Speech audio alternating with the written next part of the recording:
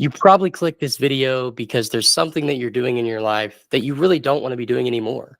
And so this whole video is going to be how to break bad habits and help you live 100% confident in your skin and really live a purposeful and passionate life. Now, a disclaimer is this is the first time I've done a live, unedited podcast. So I'll have my notes up on my screen here just so I don't get off track. But I also have a different piece of this that's going to Spotify and Apple Podcasts for more of the um, audio version. Then I have a camera here for the YouTube. So if I've lost you already, sorry, but jumping into it, I'm going to show you where we're going to be going today.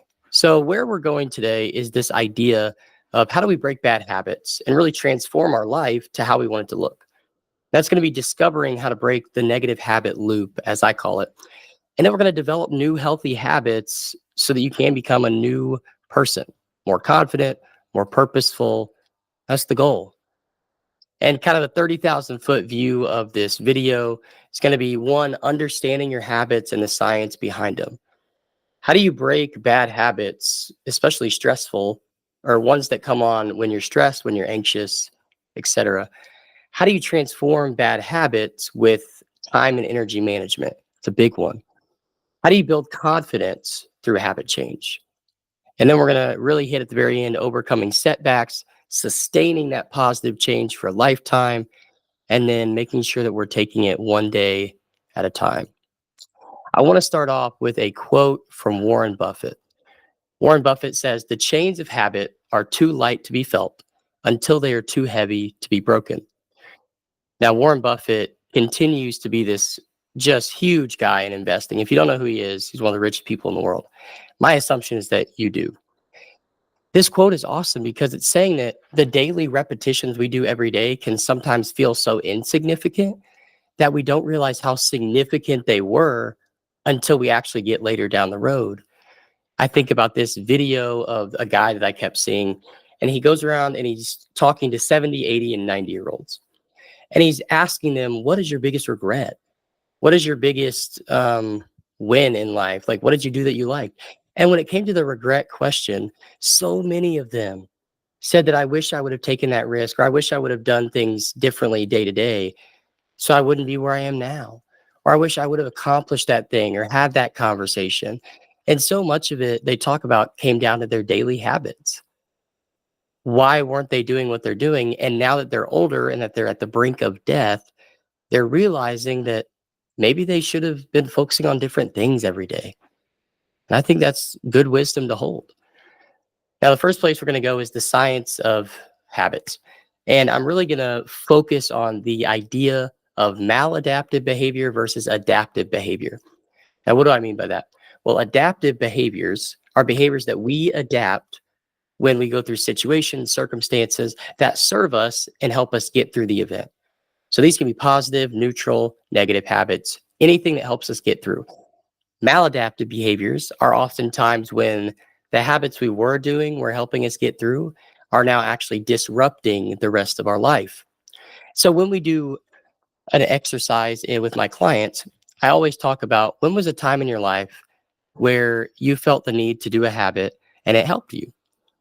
And I remember one of my friends saying that he started to pick up the habit of golf because it helped him get over the passing of his dad. And since then, it served him great. It's not really a maladaptive behavior, but it helped him. So it's still an adaptive behavior. On the other side, I had another friend who started to sports gamble, and he started to make a couple of bucks. And he said, "Oh man, this is actually really good. Like it's giving me money. It's getting me through some financial decisions." Then it started not going so well. It became a maladaptive behavior, and he started selling things in his home so that he could continue to bet. And it became a really bad behavior that he had to get out of. And praise God he is, but that is the difference and the differentiation between those two habits is that maladaptive behaviors might be behaviors that help you at some point, maybe numb something or get out of stress. Alcohol, pornography, these are all maladaptive behaviors. But it was something that now it's not helping him. It's actually hurting him. So he's got to take away and get rid of that habit, break the negative habit loop, and continue on with his life. And so, what is the negative habit loop? Well, the negative habit loop is literally just a loop. If you envision with me, think of three arrows going in a circle. In one section, we have what I call the cue or the trigger, CUE, cue. And one way I think of the cue is like the clapperboard from a behind the scenes look at a movie set. It's the thing that sets everything in motion.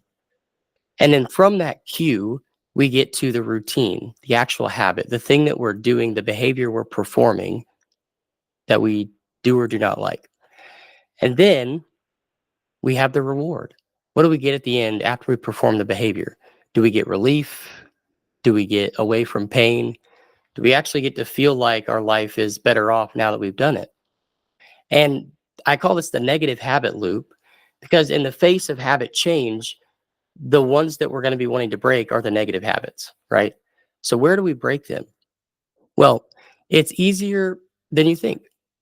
And right now in this talk, I want to emphasize that, especially when you're feeling anxious and nervous, anyone struggling with that, this can be a powerful tool to actually help you get out of it quicker than you thought you could. And the very first step we're going to go to is awareness. To break anything, to change anything, you first need to be aware of it. I tell my clients almost every single week, you cannot change that which you're not aware of, right? You're not going to go change a car tire if you're not actually aware of the tire being flat. And I've never known people, unless for aesthetic reasons, they just went to change their tire just because, just like a light bulb. I'm not going to change the lights in this room unless one of them goes out. But until then, it's serving the function that I need it to serve. So we have to be aware of, when did the light go out? When did the tire go flat? And why am I not moving, or why am I not seeing as well as I was before? And so with the negative habit loop, we're actually being able to shift our perspective and look at it from that 30,000-foot view. And one exercise I like to do with clients is the idea of, how do I actually think about what I'm doing? So I asked them to think about a time that they felt stressed, they felt anxious, they fell back into a habit. What were they doing when the habit started, or when they had thoughts about starting the habit? This could be a day from today, a week ago, a month ago, whatever it was. Think about what the cue was that set it all into motion. You know, where did you find yourself in a bar? Did you find yourself watching a provocative movie? Did you find yourself, whatever it might have been, did you find yourself doing any of that? How did it start? And what did you do after that? So realizing the cue is really important. And James Clear, even in his book, Atomic Habits, talks about this in this quote. He says, the process of behavior change always starts with awareness. You need to be aware of your habits before you can change them. So well said. So it's important to pay attention to your cues. And then next, it's important to understand how you spend your time matters.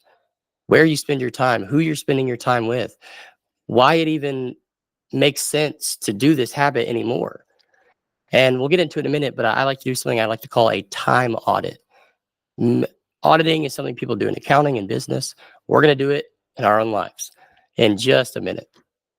But when we assess our time, and really, if we want to be successful in breaking our habits, it's important to understand the underlying reasons for why we're doing the habit. So this is the part where I say, if there's a big habit that you know there's a trauma stuck to it, please find a mentor, a friend, preferably a therapist, counselor, coach, someone who's trained in the ability to dissect and help guide you get through those things. But are you seeking comfort or distraction from uncomfortable emotions by performing this routine? Do you not want to go face your family anymore? So you on purposely drive past the house and not stop?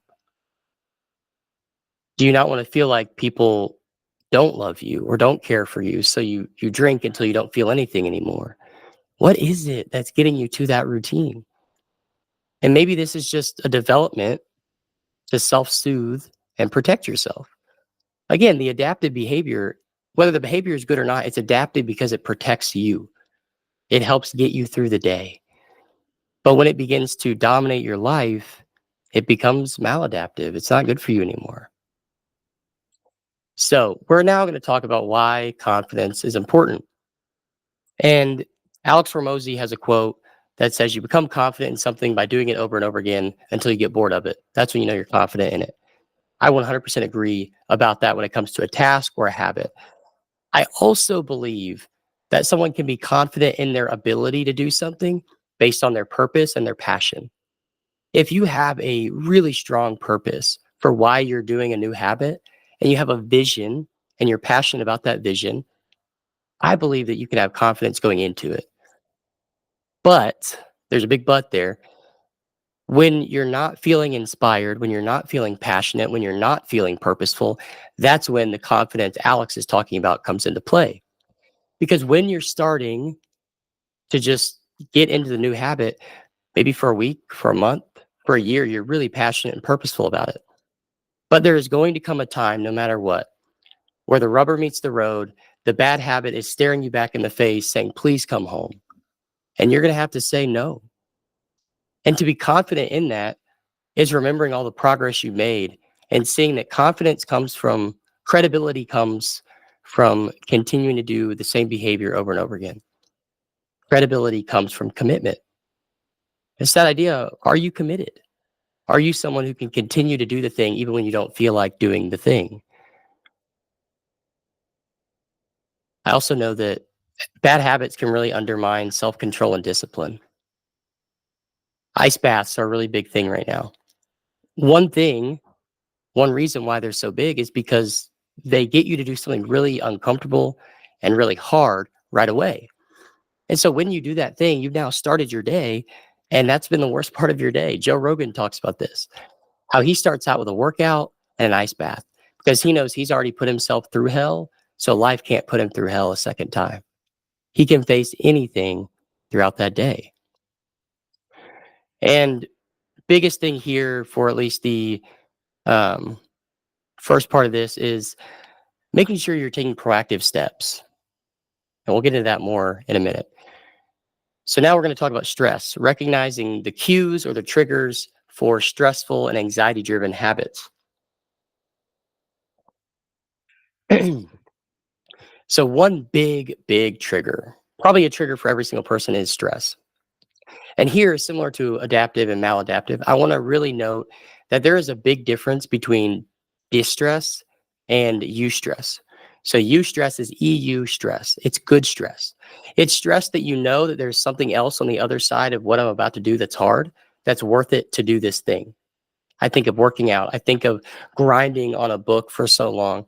I think of the ice bath. Anything hard that you do, knowing there's a payoff behind it, that's eustress. Now, distress is typically an external thing that's put upon you that you either didn't see coming, you didn't want happening, or something that was out of your control.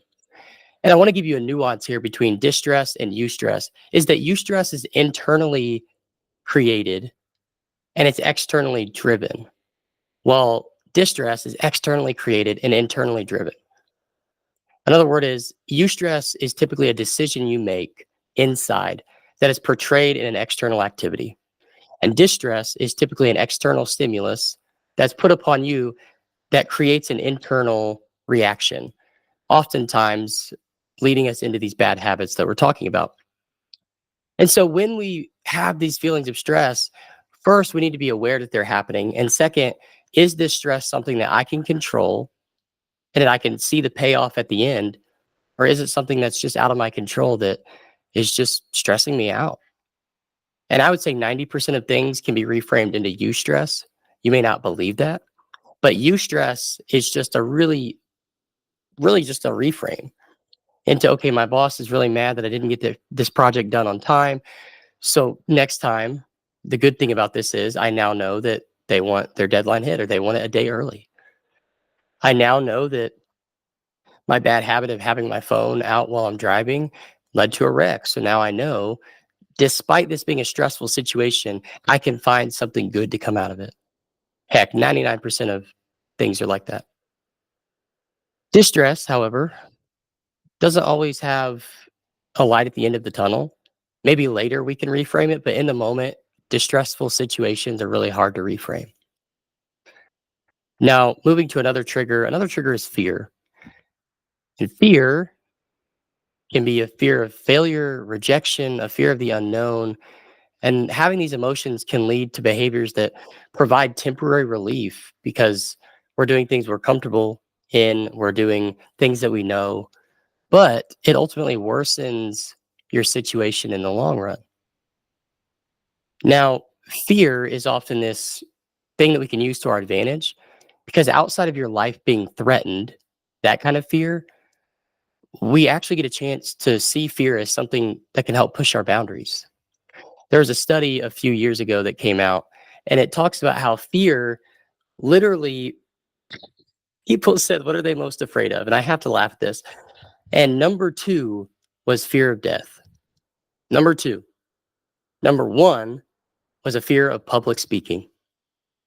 That was number one. So the phrase when people say, I'd rather die than do that is 100% true based on this survey of tens of thousands of people that they would rather die than have to speak in public. And I think, wow, to be in a day and age where the fear of death is overcome by the fear of public speaking is disheartening and flabbergasting, but also for me, kind of ridiculous because, and that's not to dismiss any feelings, but because you actually have a chance to overcome those fears. You have a chance to overcome that setback. Fear should not define you. Your boundaries are not there to to keep other people out, but your boundaries are there to know in this moment, what can I handle? And there are going to be moments where you can handle being a public speaker, and there will be moments where you can't handle being a public speaker. That's why there are very few people that are only speakers for 10, 12 hours a day. They need a break. They need help. They need to think. They need to, rest. But fear of public speaking is one of the biggest fears ever. And that just is baffling to me. One thing I want to notice is whenever we're changing habits, we're not seeking perfectionism. We're not seeking perfectionism. We're seeking breaking something that's hurting us and harming us and not helping us. And we're introducing something that will help us, that ultimately in the long run will pay off far more than what we're doing now. Healthy eating is a great example. Working out is a great example.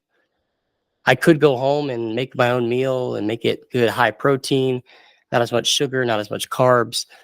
But instead, I feel like going to Taco Bell or Raising Cane's. That may not be the greatest habit to have, but doing it once may not hurt. But like Warren Buffett said, if you do it once every day, it feels light.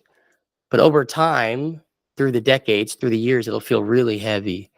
Just like not working out, it'll feel really heavy when your knees are feeling heavy, right? And Aristotle, this quote has been attributed to him. I'm told that potentially he didn't say this, but I'm going to still attribute it to him. He says, we are what we repeatedly do. Excellence is therefore not an act, but a habit. Excellence is something that we do every day. So let's recap some of those strategies of how do we break the loop. Well, you have to be aware of it, have to be aware of it. And next, you have to have a list of positive habits ready to go. So some people call this a self-care plan, self-care activities. I truly don't care what you call it, but these things that you know you can do when the feelings of doing the old habit are strong.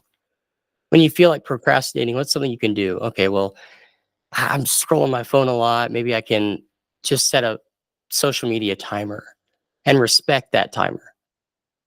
Maybe I'm feeling like I really want to eat bad and I'm out and about. Maybe I just take a different road home that's not going to pass any restaurants that I know are going to just call to me when I pass by them. How do we do that? Breaking those habits is so important. Another strategy we'll get into later is setting those realistic smaller goals on top of the big goal so that you're getting those hits of success along the way. Not dopamine, but hits of success. Because once you taste a little bit of it, you're going to want so much more of it. I promise. Excuse me. And another thing is seeking support from others, like we already talked about.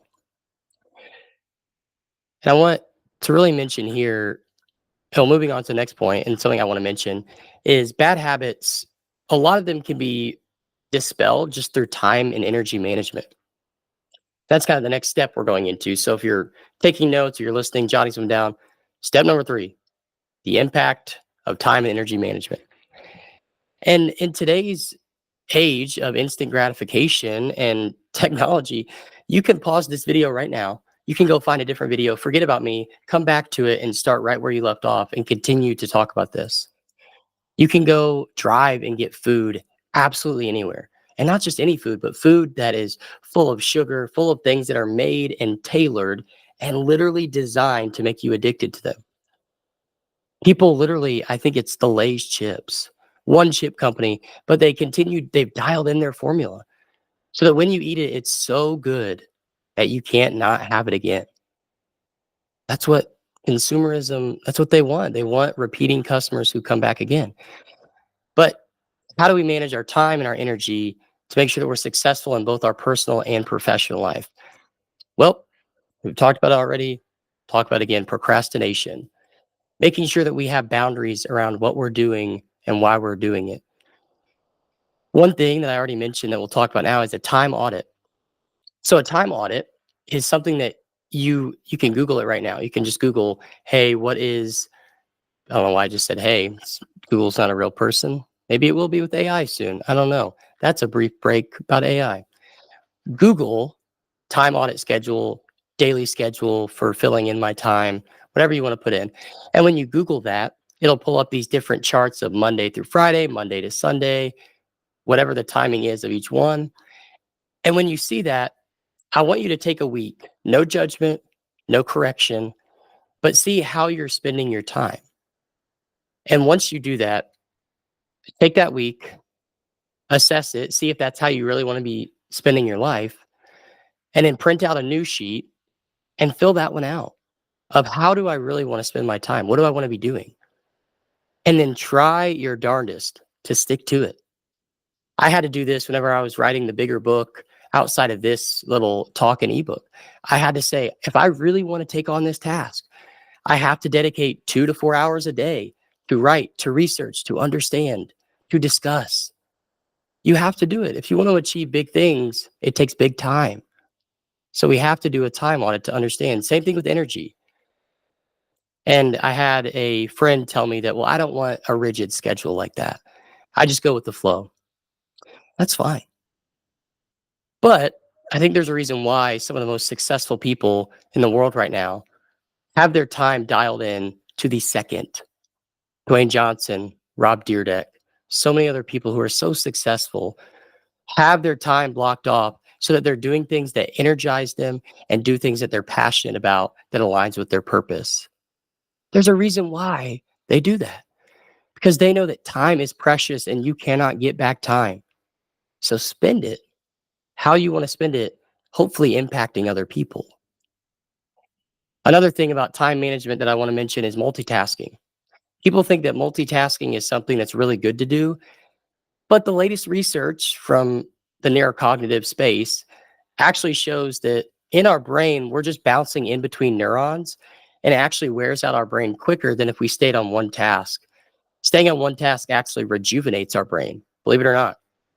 Focusing on one task for a long time actually builds and rejuvenates our brain. Doing multiple tasks wears our brain down and gets it tired. And if we don't take a break, it ends up damaging our brain a little bit. So don't fall into the trap of multitasking. Try and do one thing at a time, whether it's for 30 minutes or for 30 hours. Focus on one thing and do it well. The days are long, but the years are short, guys. If you're lucky, you get 75 years of life. Don't let bad habits be the reason why you miss out on your dreams. These habits have a significant impact on the way you manage your life, and they can prevent you from reaching your full potential. Recognize these patterns and make sure that you understand which patterns are hurting, which ones can help, and just jump in and do it. So, how do we actually implement these things? Well, again, awareness. It's almost this idea of addition by subtraction. One analogy that I love is this light bulb analogy. And the theory is, the analogy is, and it's one that I, sorry, beside the point. The analogy is when you buy a house and you're looking to renovate the house, what do you do first? You have to go in and you have to clean out everything in the room. And I know that even when you're renovating a house, deep down, you really wish that you could just flip on the light switch, everything would be done, and you didn't have to work on the room anymore. But that's not how it works, right? You have to build in the dark. You have to build in the daylight. You have to build constantly mapping out the room, painting the room, creating it just how you want.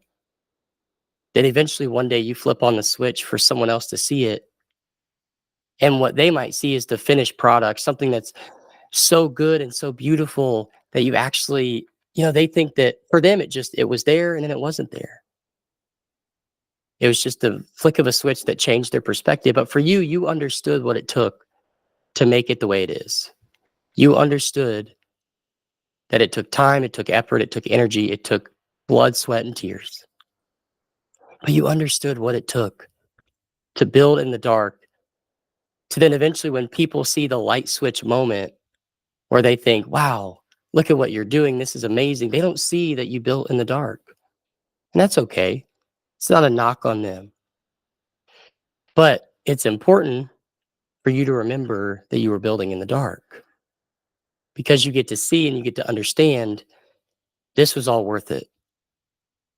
Now, how does that help you now? Well, I hope it helps you reframe that building in the dark is actually really important. It's really important to build in the dark. Having the ability to build in the dark gives you a sense of purpose and meaning and understanding that one day I'll get my light switch moment. And I wish I could just flip the switch right now and it would all be done. But it's the journey that builds the person, not the destination. So, what else can we do? Create that daily schedule. I love to write down every day on a sticky note or my phone 2 to 3 main things I need to get done for the day. Sometimes these things are big tasks, sometimes they're small. Sometimes it takes me 30 minutes, sometimes it takes me 4, 5, 6 hours. But write them down and see to it that you get them done. It's that daily grind every day. You work towards it, you chip away at it, you put brick by brick until you build the house that you're trying to build. You got to practice self-discipline and consistency. It's another way that you can implement it. Discipline isn't a bad thing. I think people think discipline gets a bad rap, but discipline is what makes the world go round.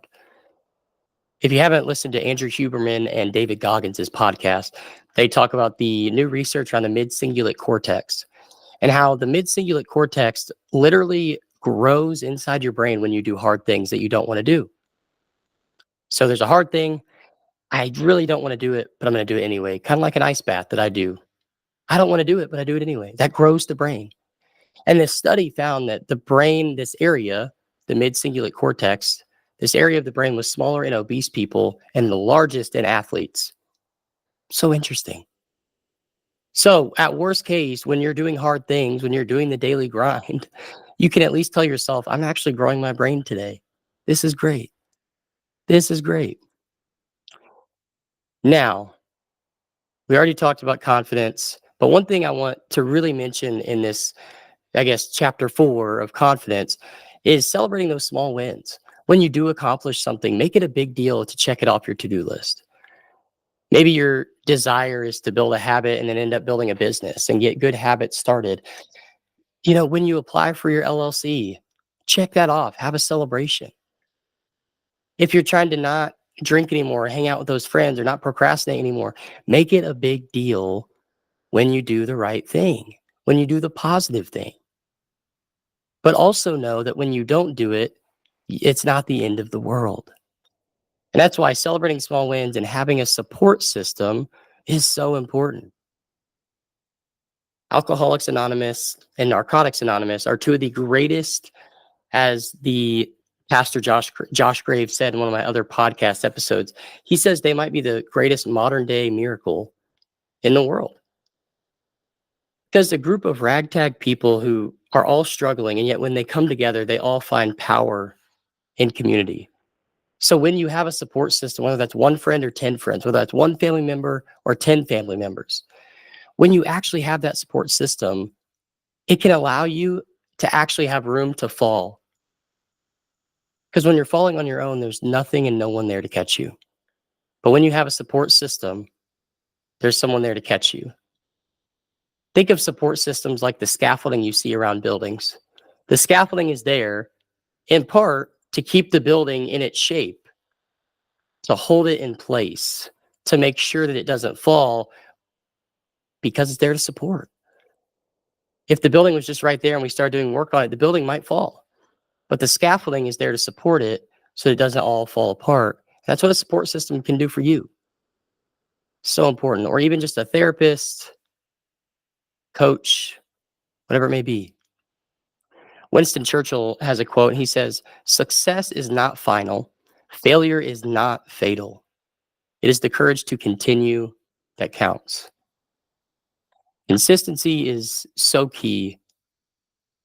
The odds are is that you want to accomplish something, you have a big dream, you want to change your habit, but usually you have a gap of clarity, consistency, or commitment. Sometimes all three. My goal for this whole video is to hope that you get that clarity of what you need to change. You understand what it takes to be committed and you understand the importance of consistency. How do you deal with relapse though? Relapse is challenging, especially if it happens after such a long period of growth and change. One thing that I always go back to is that you are your biggest critic. Your internal conversations with yourself are harsher, more difficult, and more damning than you ever have conversations with other people. And I think it's really, really important to understand that it's hard to be a person, hard to be human. But whenever you can change all of that, whenever you can grow, it makes it so important to be able to be someone of character. But when you relapse, it's hard. You have to grieve that. You have to let it in. But when that stress comes in, that is the moment that you actually get to say, you know what? I'm going to turn the other leaf. I'm not going to do it. I'm not going to do it. Sorry about that. It looks like one of my video cameras cut out that I was looking at over here. So I'll finish the rest of the video here. One helpful technique to deal with relapses is meditation and mindfulness. And a big deal about this is what so many people do that you don't actually realize. Mindfulness is one of the biggest components of success in someone's life. Do they take time to be mindful and to meditate? And mindfulness really just means, am I in the present today? It's a self-awareness that can help you develop healthier coping mechanisms and prevent future setbacks. I think about, and I'm forgetting who it is right now, but I watched a video and there was someone who talked about, usually when I wake up in the morning, I think about what's the hardest thing I'm going to go through today. And I play that in my mind. What's the worst thing that can happen today? And he goes through the emotions, he goes through the heartache, so that then whenever he lives the day, he can live in the present because he knows he's already thought through and fought through the hardest thing that he was doing that day. Absolutely crazy. Like, I mean, that's so counterintuitive to what we do. We don't want to think about the worst things. We want to think about what's the best thing that can happen? How can we do this?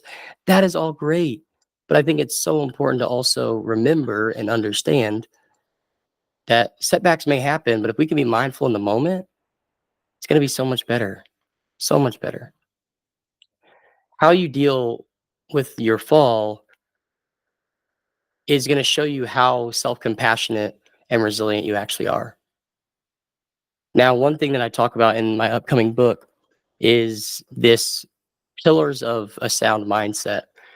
And one of the pillars I have is tenacity. Now, the difference between tenacity and resilience is that resilience is how you respond to a setback. Tenacity is how you push through when something hard comes up. And the analogy I give in the book is, if you've ever watched American Ninja Warrior, if you haven't, please go watch it. It is a cult classic. If you've never watched it, the difference between resilience and tenacity can be shown in that show Because resilience is when someone fails at an obstacle and they get kicked out of the competition and they go home. Resilience is coming back the next year and continuing to do it. Tenacity is the warrior that looks at the obstacle, may not think he can do it, may not feel like he's equipped to do it, but he still pushes through it and he does it. That's tenacity. Tenacious individuals get stuff done. So, one thing we'll move into, and before we really land this plane, is the idea of creating a habit maintenance plan. So, similar to the time audit, we're actually going to create a plan that is focused on habits. After I do my time audit, am I actually living up to what I told myself I was going to do? Am I doing the habits that I told myself I would do? Am I putting myself in situations and moments where I have a chance to be the best version of myself and not the worst version of myself? Am I putting myself in situations where I can grow and not wither away? Guys, again, you're autonomous beings. You always have the chance to change and grow into who you want to be. It's just figuring out, who is that I want to be? Who do I want to be? Figure that out. First step in creating a habits maintenance plan is, again, identify the habits you want to change. Second is set those specific, small, and achievable goals for each habit. My habit is to eat healthier, and I don't eat healthy for 3 meals a day. Maybe I just start with breakfast. Maybe I start with lunch or start with dinner. Start small. Small changes matter in the long run. There's a phrase I say with one of my friends, and I say, we're just going to try to get 1% better. Doesn't matter who we were yesterday, but today, if I can get 1% better, that is what matters. That's what matters. Absolutely, that's what matters. We want to set our goals and we want to create the plan of how we're going to change it. So, almost a roadmap or a monopoly board of sorts of how are we going to change it to reach our goal? What are we going to do on each step of the way that's going to help us and aid us in the accomplishment of the big goal? And then make sure you track your progress. I think reflecting on progress is such an underrated thing that people don't want to do because they might think that they're being boastful or they're being prideful. But tracking your progress is your only ability to see how far you've come. You can have other people tell you it and it feels good. But if I think back to who I was 5 years ago to who I was now, it is starkly different. And it's important to self-reflect on those things, because if you can't self-reflect on that, it's going to be really hard to get through that uncomfortable nature of becoming who you are. You live with yourself your entire life. You do. I don't live with my wife my entire life. I haven't lived with my parents my entire life.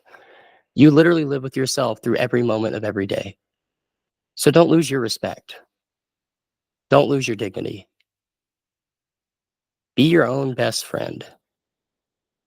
Make sure that you're actually doing what's best for you. And when you do have a relapse, talk to yourself like a friend, because internally, I can guarantee that, and this is me personally, when you mess up in a big way, you talk to yourself as if you're the worst person in the world. And you say things that you would never say to someone else. So if you never say it to someone else, why say it to yourself? Got to reflect on progress. And then also focus on the fact that you are continually growing and changing. You're never a finished product. I hate the phrase, I'm trying to become the best version of myself. I don't like it. You can be the best version of you in the moment, but I don't ever want to be the best version of myself overall. I want to be the next version of myself, because then there's always room for growth and evolution in that. And for those of you that are struggling with the negative habit loop, know that it's possible to break free. It is totally possible to break free. You might not feel like it is right now, but I know it is because of testimonies from myself and people I know, that there are habits that people hold that you don't even know about. There are struggles that people have that you don't even know about. There's places in people's lives that are so wrapped up in darkness that you would never know that they were dealing with it, because they're so light and happy on the outside. But when you take that step to confide in someone, to seek help, to seek support, to put a stake in the ground and say, this is where I start my journey, other people come along and they say, hey man, me too. I'm struggling with that too. Maybe we can help each other.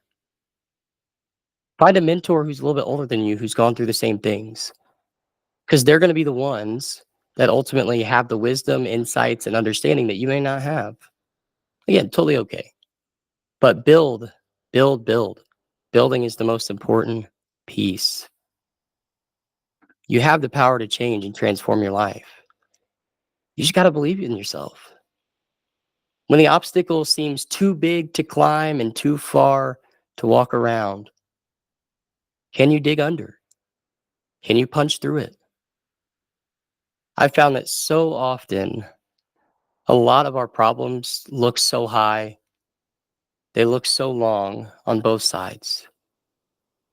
And yet, when we actually push on that boundary, on that fear, it's nothing but a screen. That was just portraying a fear that we actually didn't have. We just needed to push on it to get through it. It's not going to be a foot deep of brick. It won't. It'll be an inch thick, and you'll be able to push it right down, no matter how tall or how wide it is.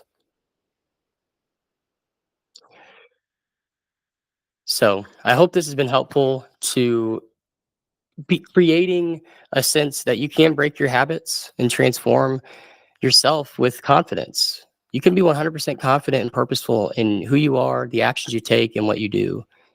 And some other resources that are valuable is, again, therapy and counseling or coaching, so valuable. So valuable. Support groups are so valuable. Mindfulness, meditation are so valuable. All these things are so valuable because they help you actually get guided direction, get support, and they help you have a dedicated time where you can change and grow into who you were always meant to be. I hope this has been a helpful video, an instructional video. I don't know if I'll do this format again, but I've actually kind of enjoyed it. I like the authenticity of messing up on camera, of the camera going out and having to switch to a desktop camera. I like all that. But know that my only goal is to hopefully help you or someone you know change and grow into who they were meant to be, ultimately positively impacting the world and just making it a better place, leaving a legacy that lasts. I thank you for watching this video. You can go to keeganyork.com for any more valuable resources for the ebook that I mentioned at the beginning. I am appreciative of you guys, and I hope that you have an awesome day, awesome weekend, and I'll see you guys next time.